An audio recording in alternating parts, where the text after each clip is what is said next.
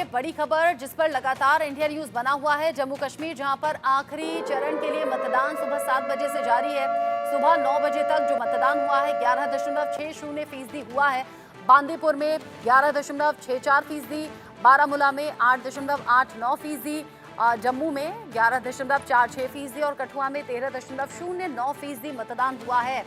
कुपवाड़ा में 11.27%, सांबा में 13.31%, उधमपुर में सुबह 9 बजे तक सबसे ज्यादा 14.23% मतदान हुआ है। जिस तरीके से मतदान अभी चल रहा है, एक एक तस्वीर बड़ी खास हो जाती है। और इसी जो वोटिंग का सिलसिला है, इसमें इंजीनियर राशिद बोल रहे हैं कि 2014 के बाद आवाज को दबाया गया था और अब लोगों के पास मौका है अपनी आवाज उठाने का भी और अपने अधिकार का इस्तेमाल करने के भी। जिस तरीके से वोटिंग परसेंटेज सामने आए हैं, मेरे साथ लगातार खास मेहमान बने हुए हैं, अलग अलग पार्टी को रिप्रेजेंट कर रहे हैं। विमल जी, यहाँ अफजल गुरु के बड़े भाई चुनावी मैदान में, इंजीनियर राशिद कह रहे हैं कि 2014 के बाद आवाज को दबाया गया था, अब आवाज उठाने का मौका है। ऐसे कई प्रत्याशी हैं जिनको लेकर चर्चा बहुत ज्यादा है और बीजेपी से सवाल इसलिए भी हो रहा है क्योंकि आपने 90 की 90 सीटों पर अपने कैंडिडेट्स को नहीं उतारा। अभी जनता किस बात पर भरोसा करे? अभी हमारे साथ हमारी एक कांग्रेस की मित्र भी बैठी हुई थी और उनके साथ साथ एनसी के भी प्रवक्ता बैठे हुए थे, जिन्होंने कहा कि कश्मीर में तो काम ही नहीं हुआ। मैं कहना चाहता हूँ, जिस तरीके से भारतीय जनता पार्टी ने, प्रधानमंत्री जी ने जिस तरीके से 370 धारा को खत्म किया और कश्मीर के अंदर जो शांति का एक उदाहरण, देखिए हम सभी जो है बैठ के डिबेट पे बात कर सकते हैं, लेकिन आप एक बार कश्मीर जाइए, आप जम्मू जाइए, आप वहां पे देखेंगे कि जो जिस तरीके से सेना के ऊपर जो लोग पत्थर चलाते थे वो पत्थरबाजों को रोका गया। आतंकवाद पहले से कम हुआ है रचना जी। पहली बार ऐसा होता था कि कश्मीर के अंदर या हमारे भारत के अंदर जो है आतंकवादी हमले होते थे और इस देश के पहले प्रधानमंत्री थे जो यूनाइटेड नेशन के पास जाके रोते थे, कहते थे कि देखिए ना हमारे देश में जो है आतंकवादी हमला हुआ है। आप ही की बात से एक सवाल पूछ लूं मैं आपसे। आपने कहा आतंकी घटनाएं कम हुई हैं। जम्मू तो सेफ सिक्योर माना जाता था, 2 दशक से ज्यादा हो गए थे, आतंकी घटना नहीं होती थी, अब वहां भी होती है। देखिए मैं कहना चाहता हूँ रचना जी कि पहले से अगर आप कंपेयर करती हैं तो पहले से बहुत सारी चीजें कमी हुई हैं। पहले जो है अगर देखा जाए क्राइसिस बहुत ज्यादा होता था, बहुत ज्यादा लोग मारे जाते थे और यहाँ के प्रधानमंत्री थे यूनाइटेड नेशन के पास जाके रोते थे और कहते थे कि जो है हमारे देश में आतंकवादी हमला हुआ है। पहली बार ऐसा प्रधानमंत्री आया जिसने सेना को पूरी तरीके से छूट दिया है। अगर देश के ऊपर कोई अगर आंख उठा रहा है तो आप पहली बार इस देश के अंदर जो है आपने देखा था कि सर्जिकल स्ट्राइक पहली बार भारत से पाकिस्तान में किया है। मैं कहना चाहता हूं, अभी हमारी मित्र कह रही थी कि आतंकवाद की बात, आपने देखा कि हिजबुल्लाह चिफ हसन नसरुल्लाह को जो है मारा गया और आज पीडीपी की बात करूं, चाहे नेशनल कॉन्फ्रेंस की बात करूं, चाहे मैं कांग्रेस की बात करूं, ये शोक मना रहे हैं लोग। एक आतंकवादी जो है हमला हो, एक आतंकवाद को जो है खत्म करने की बात जो है जहां की जाती है, वहीं ऐसे लोग जो पीडीपी जैसे लोग, नेशनल कॉन्फ्रेंस जैसे लोग, कांग्रेस जैसे लोग जो है वहां कश्मीर के अंदर जो है शोक मनाने का कार्य करते हैं। इसके अलावा मैं कहना चाहता हूं कि पहली बार जो है ऐसा हुआ है कश्मीर के अंदर, जम्मू के अंदर, कि वोट परसेंटेज, पहले क्या होता था कि चुनाव होते थे तो बूथ को कैप्चर कर दिया जाता था, लोगों को जो है वोट नहीं डालने दिया जाता था। वही लोग वोट डालते थे जो पीडीपी को वोट करते थे, चाहे नेशनल कॉन्फ्रेंस को वोट करते थे, चाहे कांग्रेस को वोट करते थे, उन्हीं लोगों को जो है वोट डालने का अधिकार था। बाकी लोगों को, वहां तो सेना को जो है इलेक्शन बूथ पे जो है घुसने नहीं दिया जाता था। मैं कहना चाहता हूं कि पहली बार देखिए आज भारत में कश्मीर में पहली बार ऐसा हुआ है कि 61% प्रथम चरण में जो है 61% लोगों ने जो है वहां मतदान किया है, दूसरे चरण में 57% लोगों ने मतदान किया है। तो ये शांति का इस फेज में कितना होगा? इस फेज में कितना होगा? इस पेज में मैं बता देना चाहता हूँ 65% से ऊपर जो है लोग वोट कास्ट करेंगे। क्योंकि जम्मू की 24 सीटें हैं इसलिए आपका कॉन्फिडेंस ज्यादा है। बहुत देर से चूंकि आप बोल रहे हैं, अभी उमेश तलाशी जी आपकी बात पर रिवर्ट करना चाह रहे हैं। मैं रचना जी सिर्फ एक मिनट बोलूंगा, उसके बाद उमेश जी बोले। ठीक है, बात खत्म कर लीजिए अपनी। उन्होंने कहा कि 2019 के बाद जो है कोई कार्य नहीं हुआ। अरे हमने पत्थरबाजी को खत्म किया, आपने तो रोजगार के नाम पे पत्थरबाजी, आपने जो है वहां के जो है युवकों को जो है जो बच्चे हैं उनको जो आपने पत्थर पकड़ा दिया, हमने उसको खत्म किया।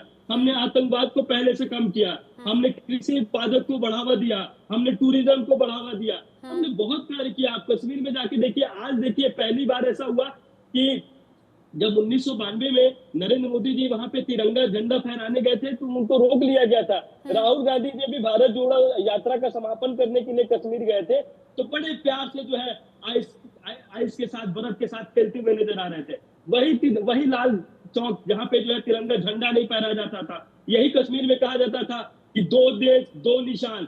आज देखिए 1 देश और 1 निशान। और अपने मित्रों से कहना चाहता हूँ, इंडिया न्यूज के जो ईश्वरूप दर्शक हैं जो हमें देख रहे हैं, मैं उनसे भी कहना चाहता हूँ कि आज जो है 370 धारा खत्म हो चुका है। आप 35 ए धारा खत्म हो चुका है, अब वो नहीं आएगा। और जो भी बात कर रहे हैं, तो हमारे जो कश्मीर के जो हमारे जो ईश्वरूप जनता है, वो समझ रही है कि किसने कार्य किया है और किसने जो है कश्मीर के लोगों को, जो सीधे साधे लोग थे, उनको बरगलाया है। इस चीज को कश्मीर की जनता समझ रही किसने है। किसको बरगलाया है, किसकी बातों पर यकीन करना है। मुझे लगता है कि जो जनता होती है वो बहुत ज्यादा स्मार्ट होती है। अब किसने किसके लिए काम किया, किसने काम नहीं किया, किसने सिर्फ छल किया, किसने सिर्फ वादे किए, ये आम जनता बेहतर जानती है। और आज वो डिसाइसिव मुद्दों के साथ में घर से निकल भी रही है। उमेश तलाशी जी, आप बहुत देर से रिएक्ट करना चाहते थे। जी शुक्रिया। मैंने कहा ना आपसे कि ये एक वो ना एक काल्पनिक कथाएं सुनाते हैं कि इंसिडेंट्स कम हुए हैं। आप मुझे बताइए, इतने सिक्योरिटी फोर्सेस का मारा जाना, बड़े बड़े कर्नल्स, डीवाईएसपीज पे अटैक्स होते हैं, उसके बाद जो कश्मीर में तो चलिए चल ही रहा है अटैक्स, उसके बाद जम्मू ट्रांजिट होता है, ये सारा कठुआ, सांबा, हीरानगर, उसके बाद रियासी, इतने मैसिव अटैक्स को ये कहते हैं कि छोटी छोटी घटनाएं हैं। तो अटैक्स का सिलसिला जारी रहा। कोई रिहैबिलिटेशन की बात, ये तो बड़े दावे करते थे कि ये कश्मीरी पंडित्स को रिहैबिलिटेट करेंगे। जो यहाँ बसे थे, जो यहाँ काम कर रहे थे, वो भी वापस माइग्रेट हो गए इनके कार्यकाल में। देखिए, टूरिस्ट का आना ये पीस नहीं, इसको ये पीस नहीं, टूरिस्ट आते रहे हैं, पहले भी टूरिस्ट आते रहेंगे, आगे भी। ये टूरिस्ट को लाल चौक पे कुछ टाइलें लगाना और 4 दीवारों पे रंग करना, उस चीज़ को ये पीस और नॉर्मलसी नहीं कह सकते। पीस और नॉर्मलसी है कि आपने कितने लोगों को रिहैबिलिटेट किया। पीस और नॉर्मलसी ये है कि आपने कितने इंसिडेंट्स ख़त्म करवाए। 2019 के बाद अगर आप लिस्ट देखेंगे, माइनॉरिटी किलिंग्स पीक पे चली गई, नॉन लोकल्स को मारा गया, सिक्योरिटी पे अटैक्स पे अटैक्स होते गए, लेकिन इन्होंने कोई कार्रवाई, और सिवाय इनके ट्वीट्स और ऐसे ही जुमले जो ये आके डिबेट में हमें सुनाते हैं, इससे ज़्यादा कुछ नहीं हुआ। एम्प्लॉयमेंट की बात करते हैं, एक दिन पहले लिस्ट निकलती है, अगले दिन उसको कैंसिल किया जाता है। आप अनएम्प्लॉयमेंट रेट देखिए जम्मू कश्मीर का, इस कार्यकाल में जब ये BJP eight helm of affairs रही है, सबसे ज़्यादा रहा है। तो इस चीज़ का जवाब इनको अभी अब देखिए, अब अगर इन्होंने इतना कुछ यहाँ अचीव किया होता, तो मुझे लगता है इनके पास 90 के 90 कैंडिडेट्स होने चाहिए थे चुनाव लड़ने के लिए। इनको किन लोगों का, जैसे मैंने पहले कहा, इनको किन प्रॉक्सीज का सहारा लेना पड़ रहा है, उनको कश्मीर की और जम्मू की जनता बड़े अच्छे से जानती है। शायद आप भी आपने भी उनकी न्यूज़ कवर की होगी, किस दर्जे के लोग हैं। तो ये बेबुनियाद बातें यहाँ डिबेट में आके कहना, प्रधानमंत्री जी ने ये किया, कुछ नहीं किया, और इसका नतीजा 8 अक्टूबर, अभी तो ज़्यादा दिन रहे नहीं, 1 हफ्ते की बात है, 8 अक्टूबर को इनको जवाब मिल जाएगा। जिस तरीके के काम इन्होंने किए हैं, उस तरीके का जवाब इनको 8 अक्टूबर को यहाँ की डॉक्टर सुनील कौशिक जी, आपने चूंकि एनसी को भी सुन लिया, बीजेपी को भी सुन लिया, कैंडिडेट्स को लेकर अलग अलग तरह की चर्चा हो रही है। देखिए आज जो कैंडिडेट्स हैं उनमें 169 कैंडिडेट्स करोड़पति हैं। अगर मैं दागदार उम्मीदवारों की बात करूं तो 67 ऐसे हैं जिन पर क्रिमिनल केसेस हैं। लेकिन जो चर्चा ज्यादा हो रही है वो हो रही है अफजल गुरु के बड़े भाई का चुनावी मैदान में उतरना, साथ ही साथ इंजीनियर राशिद के भाई अहमद शेख का चुनावी मैदान में उतरना, और पूर्व उप मुख्यमंत्री मुजफ्फर हुसैन बेग का निर्दलीय चुनाव लड़ना। इन कैंडिडेट्स को लेकर आपकी सोच क्या कहती है? देखो, देश का संविधान तो हर व्यक्ति को चुनाव लड़ने के लिए इजाजत देता है। 2024 के चुनाव में 2 ऐसे सांसद जो जेल में रह के चुनाव जीत गए, एक रैली नहीं की, न किसी से वोट मांगने गए, और वो लोकसभा पहुंच गए। तो ये तो हमारा देश का संविधान है। और मैं कई प्लेटफॉर्म पर ये कहता रहा जी, अभी वहां चुनाव होने चाहिए, लेकिन माननीय उच्चतम न्यायालय का आदेश था तो चुनाव हुए वहां। जो विचारधारा कई दशकों से पनप रही हो, उस विचारधारा को खत्म करना 10 साल मुझे लगता है कि बहुत ज्यादा है। 2019 में 370 खत्म हुए, 2024 में आपके चुनाव हो रहे हैं। 4 साल 5 साल में आप क्या करेंगे वहां पर? किस विचारधारा को आपको चल देंगे? 50 साल से जिस विचारधारा को पनपा गया हो, जहां शिक्षा दी गई हो, जहां कैंपों में ट्रेनिंग दी गई हो, जिन आतंकवादियों को घर में रख करके उनको सुरक्षित किया जाता रहा हो, उस पे आप 5 साल में 4 साल में आप ये कहेंगे विचारधारा खत्म कर दी? कैसे पॉसिबल हो सकते थे? मुझे लगता है 10 साल से 15 साल तक वहां राष्ट्रपति शासन लाना चाहिए था। जो लोग की दुहाई देते हैं कि साहब लोकतंत्र नहीं था, वहां राज्यपाल का शासन था, तो क्या 2019 से पहले लोकतंत्र नहीं था क्या? उन लोकतांत्रिक तरीकों से चुनी हुई सरकारों ने किया क्या? जम्मू कश्मीर को दिया क्या? ये पूरा देश जानता है, जम्मू की जनता जानती है।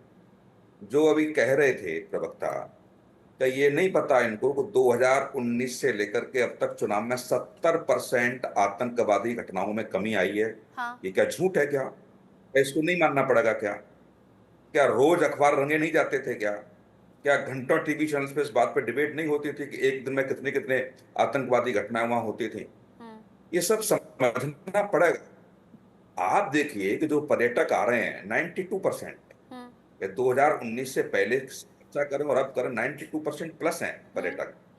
इसको कौन ये आंकड़े गवाही दे रहे हैं? ठीक है, यही मुझे आपने लगता आंकड़ों की है बात जो करी। आपने आंकड़ों की बात कही। जो विचार जी जी जी, आपकी आवाज में थोड़ा सा डिस्टरबेंस भी है और चित्रा बाथम जी भी बहुत देर से रिएक्ट करना चाहती हैं। चित्रा जी, जो पहले फेज के वोटिंग हुई थी वो 61% के करीब हुई थी।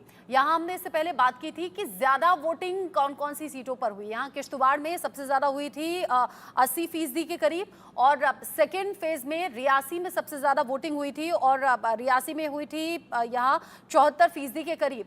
लेकिन अब मैं उन सीटों के बारे में बात करना चाहूंगी जहां कम वोटिंग हुई है। इसके पीछे रीजन आपको क्या नजर आता है? पहला फेज जहां पर पुलवामा में सबसे कम 46.99% वोटिंग हुई है, जबकि सेकेंड फेज में जो सबसे कम हुई है वो श्रीनगर में हुई है और बेहद कम 30.08%।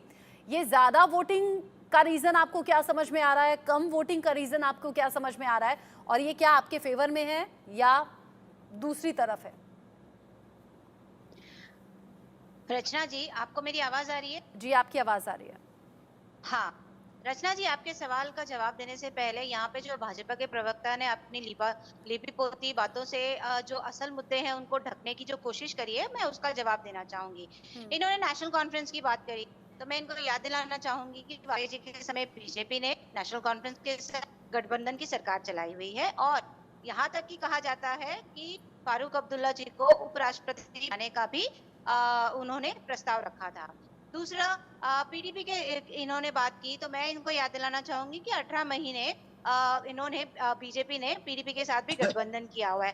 क्या इनका राष्ट्रवाद उस वक्त कहाँ चला गया था?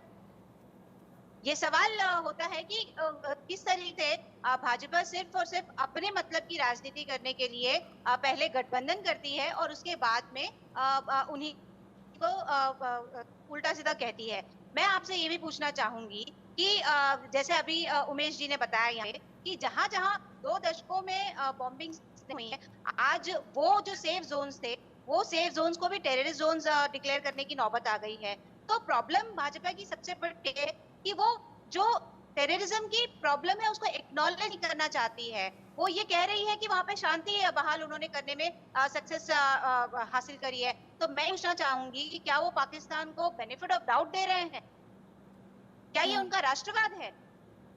उसके साथ ही जम्मू एंड कश्मीर के आज के युवा जो बेरोजगार हुए हैं, जो उनके मुद्दे हैं, असल मुद्दे हैं, महंगाई, बेरोजगारी, सेफ्टी तो है ही है, तो इसके ऊपर उन्होंने क्या काम किया है? 65% गवर्नमेंट जॉब्स में वैकेंसी है, लेकिन वहां पे ये कोई भी वैकेंसीज नहीं निकाल रहे हैं। उसके साथ ही एम्स जम्मू के अंदर भी आज की तारीख में बहुत वैकेंसीज है, लेकिन वहां के डॉक्टर्स को भी वहां पे नौकरी नहीं मिल रही है। तो ये बहुत बड़े बड़े मुद्दे हैं, और इसीलिए मुझे ऐसा लगता है कि ये जो लोग निकल के आए हैं उन्हें समझ में आया है कि 10 साल से उनके हकों को किस तरीके से दमन किया गया है, और उसी का प्रतिसाद देने के लिए वो आज इतनी बड़ी मात्रा में वोट करने के लिए निकले हैं। जहां आपने कहा कि कम वोटिंग परसेंटेज हुई है, उसके कई कारण हो सकते हैं, लेकिन उन कारणों में जाने की जरूरत है। अभी तक वो फैक्टर्स देखने के लिए मौका नहीं मिला है, लेकिन वहां पे भी हाँ, मुझे ऐसा लगता है कि जिन्होंने किया है वोट, उन्होंने अपना करारा जवाब बीजेपी के खिलाफ ठीक है। कर्नल पठानिया, आपका एंड कमेंट। देखिए मैडम, मैं सबसे पहले तो ये अभी बात चल रही थी क्रिमिनलाइजेशन इन पॉलिटिक्स, एक बहुत ही दुर्भाग्य है कि हमारे देश के अंदर जिनको कन्विक्ट किया गया है वो आके चुनाव लड़ते हैं और जीतते भी हैं। संविधान में उसको बदला जा सकता है, क्योंकि ये लोग जब ये एमपी और एमएलए बन जाते हैं तो ये हमारे देश के लिए कानून बनाते हैं और उसको इम्प्लीमेंट करते हैं। तो ये एक बहुत ही गलत मैसेज जाता है जनता को कि क्रिमिनल लोग जो है वो हमारे ऊपर शासन कर रहे हैं। हाँ। आपको पिछली लोकसभा की फिगर आपको पता ही होगी, 43% MP in Lok Sabha they had criminal cases against them. Phase 2 जो जेके-यूटी में हुआ, 21% के खिलाफ क्रिमिनल केसेस और चार्जेस हैं।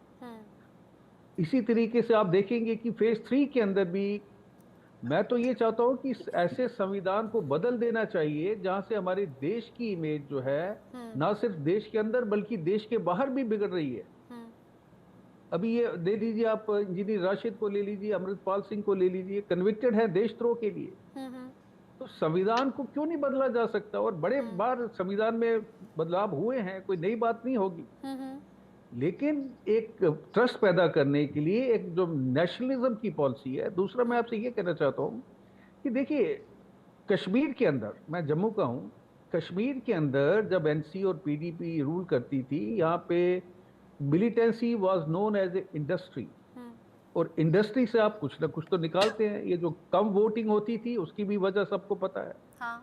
और ये बड़ी अच्छी बात हुई है कि ये जो 370 का एब्रोगेशन हुआ है, जिससे जम्मू कश्मीर का नेशनल इंटीग्रेशन हुआ है। आप देखिए, हुर्रियत कहीं नजर नहीं आती आपको, नहीं तो उनके बहुत दबदबा था। डाटा जो बताता है दैट स्पोर्ट्स, लेकिन जम्मू रीजन के अंदर जिस तरीके से मिलिटेंसी के अंदर बढ़ावा आया है, that is a matter of great concern.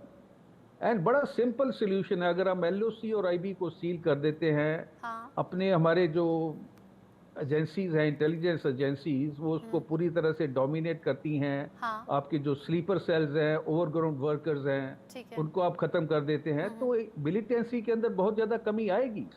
लेकिन इस दिशा में आपने बड़ा मुद्दा उठाया, और ये बीजेपी के मेहमान सुन भी लें, और ये सीधे सीधे केंद्र सरकार से दरख्वास्त भी है। बड़े मसले बात भी हुई है, बड़े फैसले भी हुए हैं, तो इस तरफ भी सोचा जाए कि जो दागदार हैं, जो क्रिमिनल्स हैं, कम से कम उन्हें टिकट ना मिले, वो कैंडिडेट्स के तौर पर ना खड़े हों, ऐसा कोई प्रावधान लाना चाहिए। बहुत शुक्रिया आप सभी मेरे साथ में जुड़े। जम्मू कश्मीर में तीसरे और आखिरी चरण के लिए